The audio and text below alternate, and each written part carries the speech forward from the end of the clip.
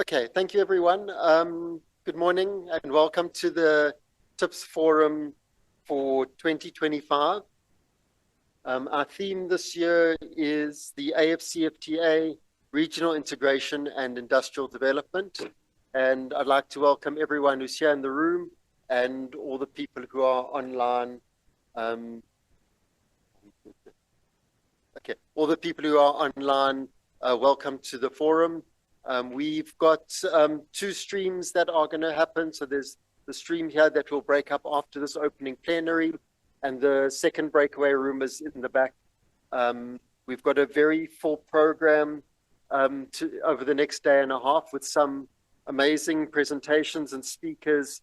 If you've got a copy of the brochure, either electronically or there's a couple of the nice glossy ones. They highlight which speakers, sessions, and where the breakaway, which are in the breakaway and which are in this room. So we can look at the program. So thank you all for joining us this morning. Allow me to introduce myself. I'm Saul Levin from TIPS, and I'd like to just welcome the speakers for this opening session. We've got Professor Fiona Tregenna. We've got Stephen Seaka from Absa. Fiona's from the South African Research Chair in Industrial Development at UJ. Stephen is from Absa. Pamela Mondliwa from the IDC. And we've got Professor Faizel Ismail from the Nelson Mandela School of Governance. So welcome to all our panelists. And then we'll move our opening remarks, and then we'll move to our keynote address with Dr. Tsotetsi Makong from the Africa Continental Free Trade Agreement Secretariat.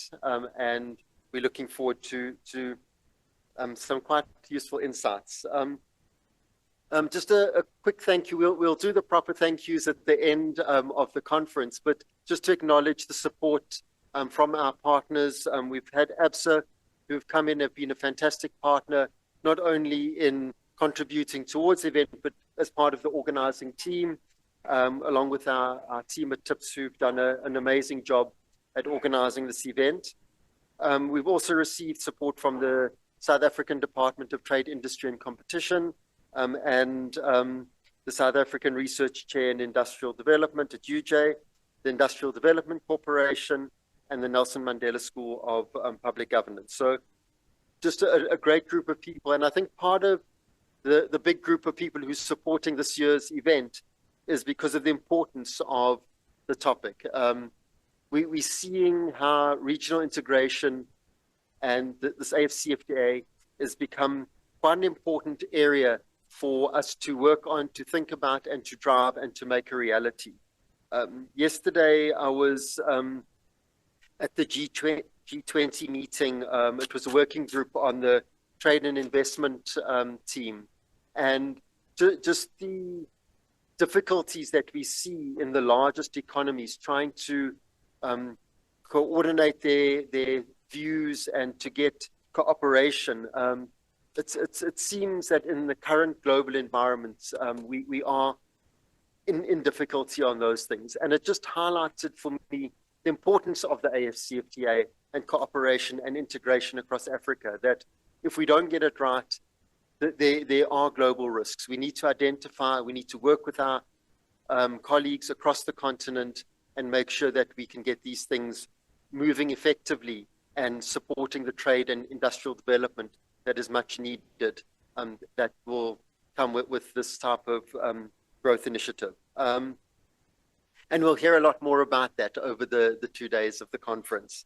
I think what we are looking at in terms of the role that South Africa is playing in the G20 presidency is to bring some of the Africa cooperation onto the agenda of the G20.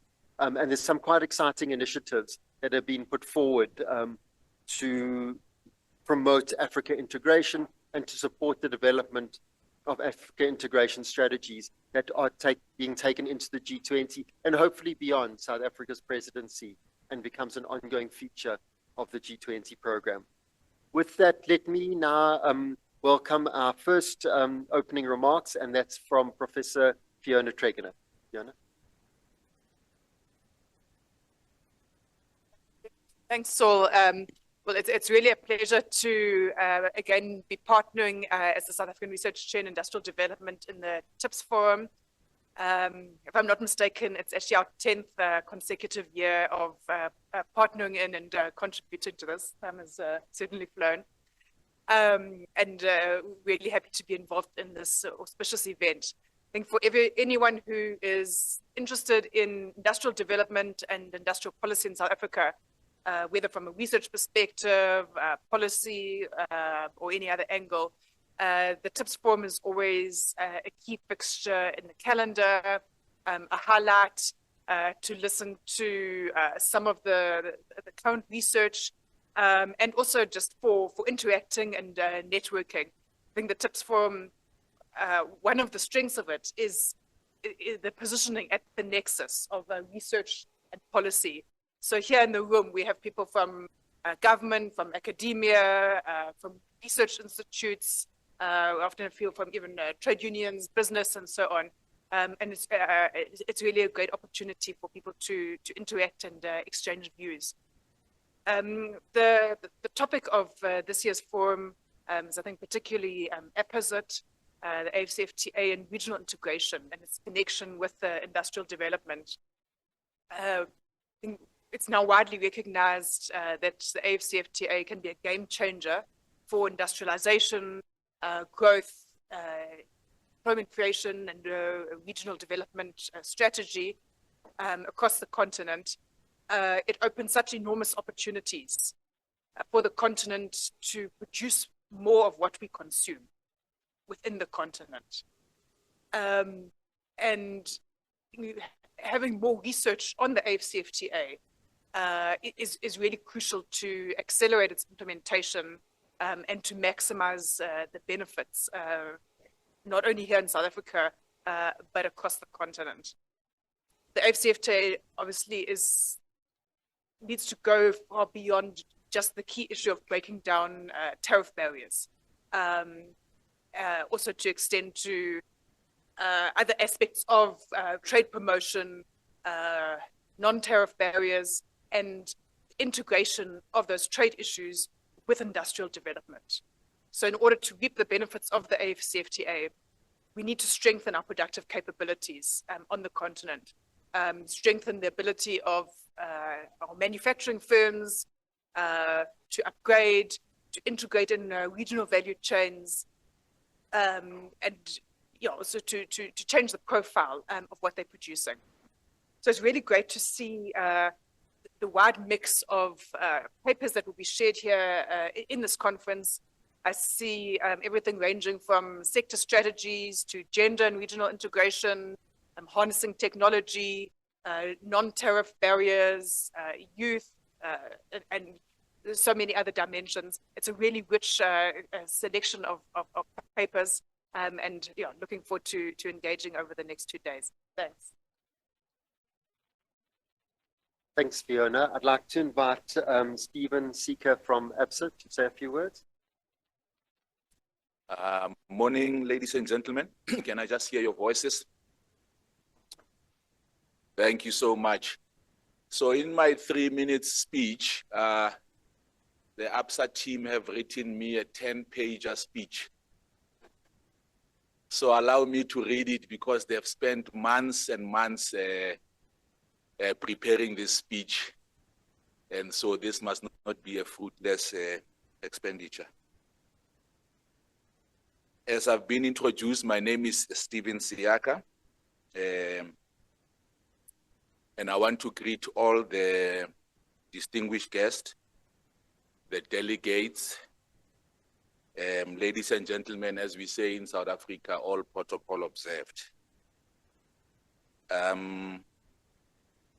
It's a privilege to deliver these remarks on behalf of Absa Group and to reaffirm our support for the 2025 TIPS Annual Forum. Let me begin by congratulating the TIPS team for once again convening one of the region's most respected platforms for policy dialogue and industrial strategy. This year's theme, the AfCFTA, Regional Integration and Industrial Development, speaks directly to the future that we want to build. The future rooted in cooperation, innovation, and inclusive prosperity. The AfCFTA is more than a trade agreement. It's a continental shift in ambition from fragmented markets to a unified African economy of over 1.4 billion people. And some of you might not be aware, the reason why the topic speaks to us is because Absa is in 11 African markets. So if you take a plane into Mauritius, we are a fully fledged bank in that space. So is Botswana, Zambia, Kenya, Uganda, Tanzania. So we are in these markets, and we really want to grow the continent. Also, Absa is present in the UK, in the US, opened an office in China last year, and will be opening an office in Dubai to capture the UAE markets. So this whole issue of the African integration speaks volumes to us. So let me summarize our strategy, because it's linked to the AFDB, which speaks about the high fives. And the first one is that we must light up and power Africa. So this talks to the electrification and to the energy that we want to play in that space. The second high is industrialize Africa. It's about how do we make sure we have manufacturing in Africa? We have the skills, we have the tools. Some of you have listened to the CEO of Apple. He speaks about this notion of people saying China is cheap. He says, I don't know which China they are visiting, but the China I'm visiting is that you can put 100 people in the room who have tools and skills that not a lot of countries might have. So if you are in any country, you are saying who has this particular skills and tools, you find 2 people. But when you are in China, you can find 500 people in the room. And ladies and gentlemen, my iPhone was once opened in front of me. You can see to assemble that tool or that device, you need very specialized tools. So the second high five is about it's about industrializing Africa, and it talks about the manufacturing. The third one, which is relevant to all of us, is about feeding Africa. So it needs no explanation. The continent is full of arable land. Agriculture then plays an important place. So you go to countries like, I was in DRC beginning of this year, vast land, but they will tell you that they import 80% of their food. And so this issue of feeding Africa is a very important one. And then integrate Africa. Today we are talking about the integration, the regional integration of the continent, and then AfCFTA being at the center of that. So the integration is not only about the rail, the ports, that countries can commute. Some of you have been in Europe. You move from one country to the other country in 3 hours, you are there. But in our markets, for you to fly to a certain place, you have to start in Europe first and come into that country. Even today, you can't travel. And so I'm using one country, but others have done well. You can't travel from Lubumbashi to Kinshasa in the DRC. So for us to talk about trade, we must make sure that there's movements of goods. But I wanted to say it's not only about the rail, the train, and the ports as we integrate, and the roads, but it's also about the digital divide. How do we bring the innovation into that space as we integrate the continent? And lastly, it's about improving the quality. And it's about this economy that is inclusive, this economy that takes everyone along, that the SMMEs, that the young people, the women are part of this economy. So our strategy as Absa is really aligned to the high fives of the AFDB, and we are supporting this conference knowing that your story matters and that the discussions that are going to come out from here, we will need to support them as an institution. So thank you very much for listening to the 10-pager that my team have put together after some several nights. Thank you. Let's enjoy the conference. Looking forward to the engagement. Thank you. Thank you, Stephen. I think people often don't recognize the important role of finance and the history that an institution like Absa and its predecessors played in the industrial development in South Africa. And it's exciting to see them as a partner in this and contributing proactively to industrial development across the continent. So it's great to have them on board and thinking proactively and engaging on some of the key issues confronting the continent. Allow me to then call my next speaker, Pamela Mondliwa from the IDC, who's also been a long-standing partner that we've been working with. Good morning, everyone, and a warm welcome to the IDC. It is a privilege to partner with TIPS as well as the other partners, SARChI, Nelson Mandela School of Government, and Absa around this very important topic. The IDC, I think, has hosted several TIPS forums in the past, and we are happy to rejoin this partnership and really support the important discussions that happen on this platform. For the IDC, this topic is of critical importance because our mandate is not only to finance industrialization in the country, but also on the continent.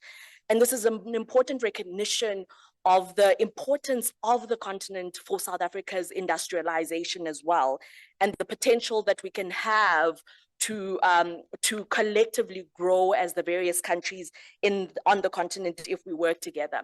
In this vein, I think recently we've revised our continental strategy, which is now really focused around supporting the development and deepening of regional value chains.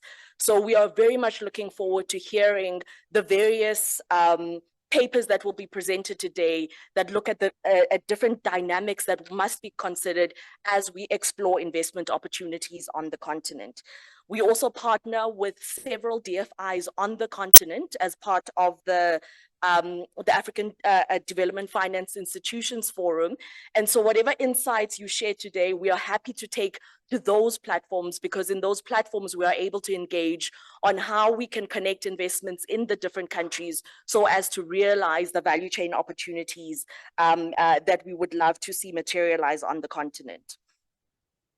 And industrialization being at the heart of this is really a reflection of what we see in the agenda, in the AU's Agenda 2063. And this is really important because as we're seeing how the world is shifting at the moment, with all the uncertainty that is happening globally, we've seen that the growth rates, even for the continent, have been revised down. But despite that, the continent is still growing at much faster rates than the rest of the world. So we really need to think about how we leverage that for our own growth. So we've got the considerable progress that's been made with the AfCFTA, but yet we have not seen a significant change in the trade dynamics that's allowing from this. And this is, of course, due to various reasons that much of the papers tackle and we can engage on. But also the opportunities regarding the green transition in terms of the natural resources that the country has.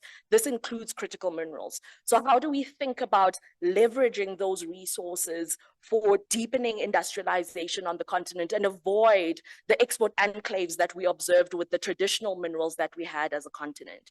So as the IDC, we look forward to hearing the various inputs coming from the discussions that will be had over these 2 days. And we are happy to bring into our own investment strategies onto in the continent the key insights that are arising from this. So I look forward to all of these conversations, and please enjoy all the facilities here. Thank you. Thank you, Pamela. Allow me to now call Professor Faizel Ismail to say a few opening remarks from the Nelson Mandela School of Governance. Just to say that there's a full bio in the program of all of our speakers. I haven't read out everyone's very detailed bio, but you can and I encourage you to do so. Such a pleasure to be here this morning. So it's a double pleasure for me because I'm an associate member of TIPS. And I was just recalling that I was one of the founding members of TIPS in the months before the new government was installed in 1994. And in that project, one of my collaborators was Alan Hirsch. And I now am the director of the Nelson Mandela School, where I followed Alan Hirsch because he was the founding member of the Nelson Mandela School of Public Policy. And we are proud partners with TIPS in this venture. It's also very exciting to be here at a time when the original vision of TIPS was to create a forum for critical debate, discourse, and engagement on policies that could inform the government of the day and support the building of capacity on issues related to economic development and democracy. And as you know, there are many challenges that have persisted, although we've made major gains. And TIPS is really a very relevant institution, a very important institution for this critical debate, independent thinking. I'm also excited to be here today because the African Continental Free Trade Area is a favorite topic of mine.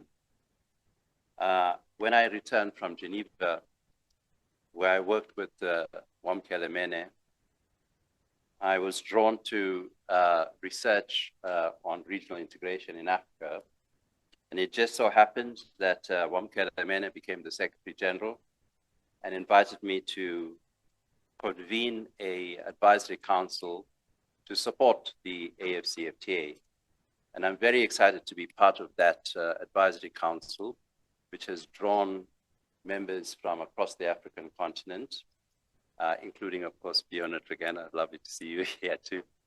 And of course, one of the issues that I have been writing about is the need to go beyond trade, because as you know, today, trade is in crisis. Perhaps the greatest setback and crisis in trade since the 1930s. So it is a challenging moment for the African continent to be leading and driving the most ambitious free trade agreement in the world, with the largest number of members, 55 member states, at a time when everywhere in the world, people are skeptical about free trade or trade integration.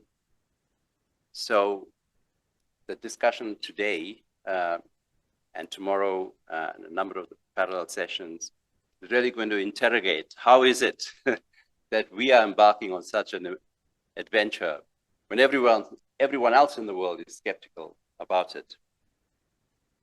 And of course, there is a simple answer that I believe in and I've written about, and that's called developmental regionalism. It means that to succeed, we should not rely solely on trade. We should ensure that the trade that we put in place is fair, it's equitable, it ensures that there are mutual benefits that are shared by everyone.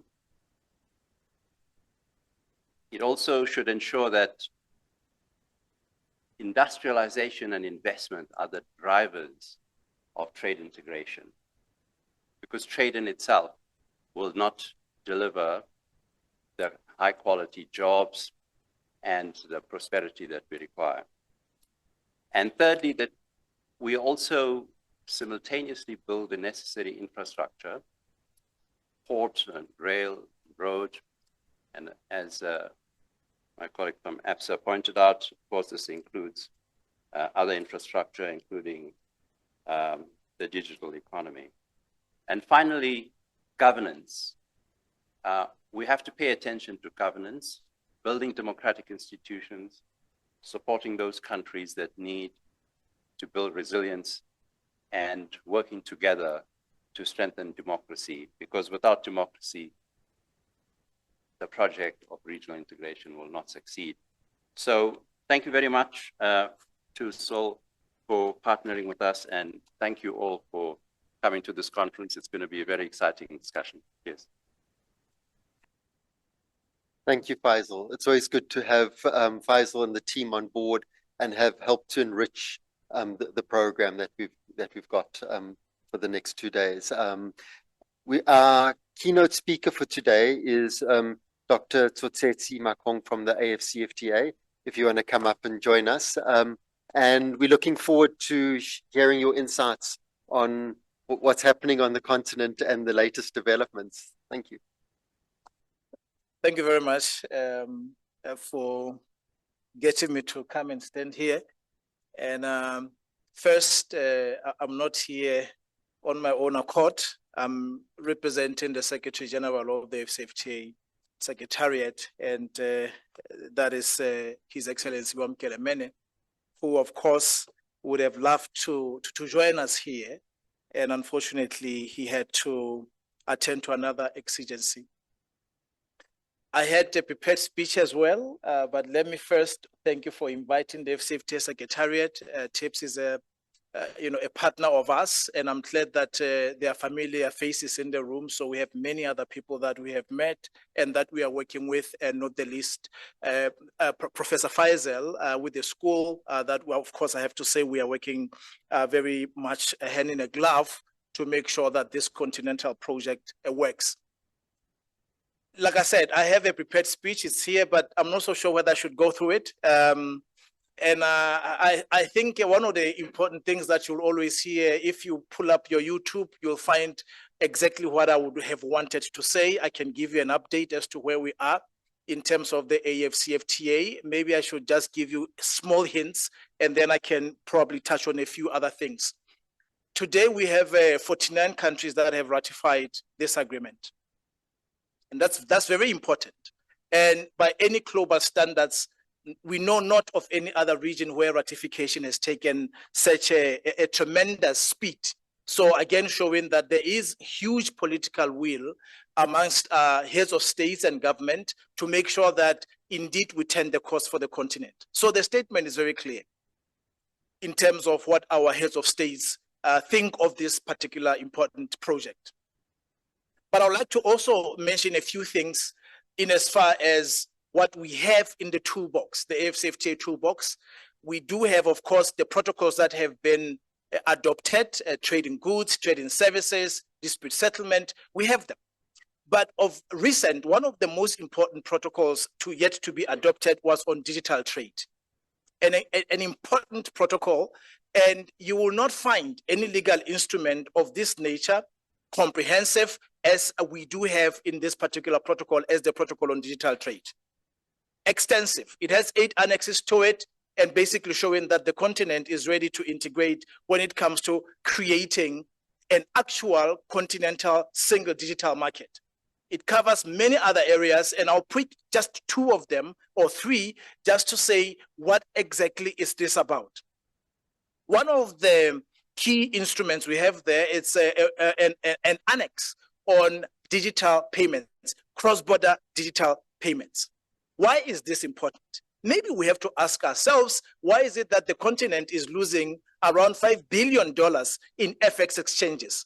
For you to trade with somebody in Ghana, where I live, you have to take your money via the US and many other of these exchange destinations and jurisdictions. And the issue is this definitely cuts us down. And actually, it makes cost of doing business with third countries much lower than doing trade amongst ourselves. The question here, of course, is would need to make sure that that particular annex gets implemented so that we can reduce the costs. And I can say a lot more about this particular annex. Another annex that we have is on digital identities. Of course, the problem that we have in the continent is mobility of businesses and mobility of people. And here our members have agreed and they have come up with this particular legal instrument that creates and establishes the AfCFTA digital identity. Of course, all of these things have to be implemented. What that means is it should be possible for us to have, for our business people, to have, let's say, a digital identity, whether it be a physical one, whether it be numerical, whichever forms it would take, that can be recognized when they move across different borders. So it's a very important issue that can actually allow us to freely move. And of course, we don't move without also goods being, a part of that particular movement. A very important annex. The other annex that is very important is cross-border data transfer, which basically allows for data to move across our continent. Why are these particular legal instruments important? They're important because they really foster the creation of this single market, whereby investors can come to one investment destination. Today, we are told the continent needs about 700 data centers, and you can imagine the deficit that we are having. And for that to happen, you need that regulatory framework that is accommodative of this particular investments. And of course, this is what this particular protocol provides. So I can go on and on about this particular opportunity that this particular protocol provides. But perhaps we have to pause and think about what is going on in the world today. And of course, think about where we are as the continent. It's not for the first time that we're talking about industrialization. This topic has been around for many years. And again, we have seen different forms of industrialization. The question that perhaps we have to ask ourselves is how prepared are we to play tango? Are our countries willing and open to have a joint policy space? I just spoke about the question of digital identities. Our home affairs, are they really ready to allow for this to happen? And that's important. Infrastructure, are we ready to have joint infrastructural projects? Yes, we do have a few corridors. We are amongst ourselves, so let's speak the truth. A few corridors. Are we really ready to ramp up the corridor development? Are we really ready to wire up the continent and put the railways across the continent? Is this something that we are really ready to do as a continent? What is for sure is the legal framework is there. The AfCFTA, we've proven a point, and not ourselves, but our members. But for the goods to move, you need the rail network.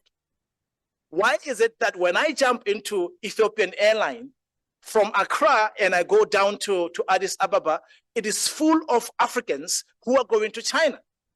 And I think it's a signal that somehow it is actually much cheaper for our own people to go and buy goods in China than it is for them to fly and buy them in South Africa, in Kenya, in all these different locations in the continent. If you look at the cost differentials in there, because if you buy a ticket for around $1,500, the question is, you cannot be putting that amount of money in your pocket and you have less than that in terms of what you're going to spend in China. Probably you have about $10,000 to actually spend in China. So you can just, figuratively imagine a plane full of these individuals, business people, but going miles and thousands of miles away to get products that otherwise can be created in the continent. Again, that gap, who's going to fill in that particular gap? The infrastructural gap. What is for sure is that if we think, they say there's this, what they call the ghetto thinking. If we think of ourselves as individual countries trying to create value for ourselves without, again, extending that thinking in terms of ensuring that we think of ourselves as a community of countries planning together to deliver together, definitely we'll always have those full planes going down to China for people to get goods from that particular part of the world. Of course, now folks are going to Turkey and many other Dubai and many other destinations are full of Africans going to consume products from outside. I would like to say that the AfCFTA as a project of the African Union, we should not be naive about it. Naivety should not be what runs how we think about the AfCFTA. If today we say that 60% of what we eat comes from other countries, most definitely, if you want to ensure that Africa feeds itself, somebody is going to take that loss. And whoever it is, they're not going to take it lying down. So that means there would be opposition to what we are trying to do because it will create deficits elsewhere. And we have to wake up to that particular reality. The subject matter of industrialization, it is very important. And I think about it in this particular terms. We are talking about investment-led trade, and investment-led trade has to take certain elements into account. Part of the legal framework of the AfCFTA, part of it, and I want to stress the word part, is based on the WTO legal framework. The WTO legal framework is not a perfect legal framework. It has many good things, which is why we are talking about the preservation of the multilateral trading system today. But it also has other limiting elements within it that are actually anti-industrialization, and I'll mention two of them. There are many, I'll mention two, maybe three. And again, with Ambassador Faizel, I had the pleasure of serving with him in Geneva, where Lesotho, small country where I'm coming from, we had the pleasure of chairing the WTO Trade and Investment Measures Committee, as well as the Import Licensing Committee. When you look at the WTO instruments on, they call it TRIMs and import licensing agreements, you're not allowed to do things like, let's say, import licensing, for example. Local content is prohibited.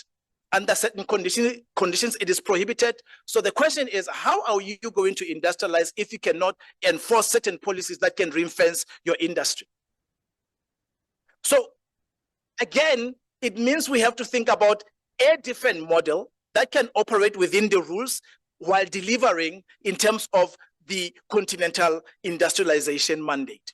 And that's a very important thing that I believe that our thinkers here can help us to think through what would be that particular model that can help us to work within the rules while at the same time being able to deliver for this particular continent. So it's a very important issue that I think we should not take it lightly, that again, naivety should not be the name of the game. Is it possible for us to have cross-border policy coherence? I think that's a very important issue. The framework is there, but somebody has to go to the parliament and ensure that that policy coherence, it is actually put in place. That's something that I think we need to think about. The last issue that I would like to speak to is the value chains. We've been talking about the value chains, cross-border value chains.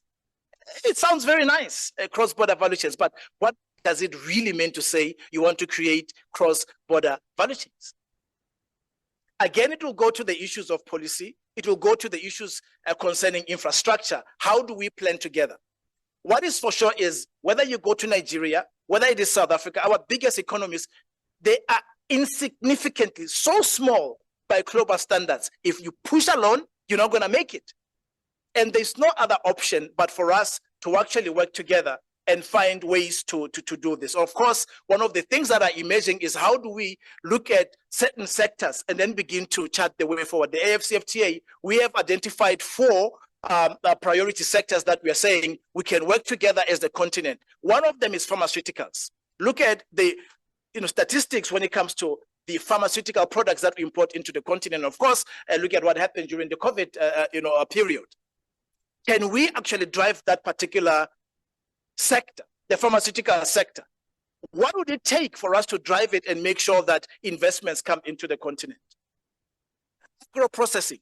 one of the very important sectors. You go to any place in the continent, you look at the shelves, and surprisingly, you'll find a lot of agricultural products from the US. You'll find a lot of agricultural products from Europe. And the question is, wow, in terms of agro-processing, what is it that we're not doing right? And we need to ask ourselves those hard questions. Textiles is one of the important sectors. This is a priority sector to, that our members, our countries, our presidents have said we need to invest in textiles. Very important. And again, here we are working very closely with Professor Faizel and his colleagues to try to chart a way forward here. So again, a very important sector. One other important sector is the automotive industry. How can we drive industrialization in these particular areas? Just in closing, it is very clear, at least in my mind, that it will take us having to sit together and plan together as countries. No single country can be able to chart the way forward in as far as these particular 4 priority sectors are concerned if you do it on your own. It is not possible. It means the incentive systems that we are having, they have to capture this into account. It means, and what we call end-to-end ring-fencing of transactions, where governments are also part and parcel of the transactions to de-risk the transactions. The idea that governments have no role to play in the markets, yes, I know that the economists in the House are going to disagree with me, but please give me any single government in the world that does not actually enter and influence the market dynamics. Give me one. Our governments have to play a role in how we industrialize. There's no single country in the world that ever industrialized without the role of the government. We never had one. But how can we ensure that the roles that the governments play in fostering industrialization, those roles are actually done on a cross-border basis, not one country? Yes, we have very good examples when it comes to the corridors because governments are working together. Can we take those models and begin to apply them in other sectors? I think these are the things that we may wish to think about, and certainly the AfCFTA, without incentives being given, without some level and modicum of subsidies provided, financing coming in, infrastructure being laid out, probably will only have the legal instrument without leaks. So we certainly need to think about how can we bring all these tools and then make them apply on a cross-border basis and on a cross-continental basis. Thank you very much for your attention. Thank you very much. I think that sets an excellent tone for the conference, and also just emphasizing the importance of sharing ideas and how ideas can contribute to improving the state of the continent and to improving the integration and our approach to getting things right in Africa. But one of the things that struck me yesterday at this G20 meeting is on the table is the idea of strengthening one-stop border posts. And one of the colleagues says, but why can't we have no-stop border posts where, like with shipping containers, we manage it on transporter shipments on a risk basis, and everything is done up front. You've got approvals done up front. We don't need to have trucks stopping, spending 2-3 days, and it inhibits the free flow of goods across the continent. So thinking differently, and we look at other, that's how it works in the EU. If we look at other examples and we bring some of our creative thinking into how we can solve some of the big challenges that are facing the continent, those kind of ideas help to move us forward. And let's hope that this forum over the next 2 days is able to do that. So I'm looking forward to quite an exciting discussion. My last job today is just to thank the team from TIPS for all their hard work in arranging this. I can just smile and look pretty. They've done all the legwork to arrange all the speakers to make sure that we have a very dynamic program. So I'm looking forward to sitting and listening to all your presentations. Just some housekeeping. So this is the auditorium. If you look at your program, our next session starts now. And I'll soon invite our moderator, who's Pamela, and the speakers. And then the parallel session is in the room over there just behind us. And that can also accommodate quite a big group. So you're welcome to move between the two and attend the sessions that you like. Each of the speakers have been given a certain time that they need to deliver their presentation on, so that there's enough time for us to have discussion and engagement on our own ideas. And a lot of the ideas aren't always on the stage, they're also in the room as well. So share your ideas, share your views, let's generate some good discussion. And we've left time in each session for us to have that discussion. So thank you very much to everyone, and enjoy the next 2 days, and looking forward to chatting to you over the course of the conference. Thank you, everyone.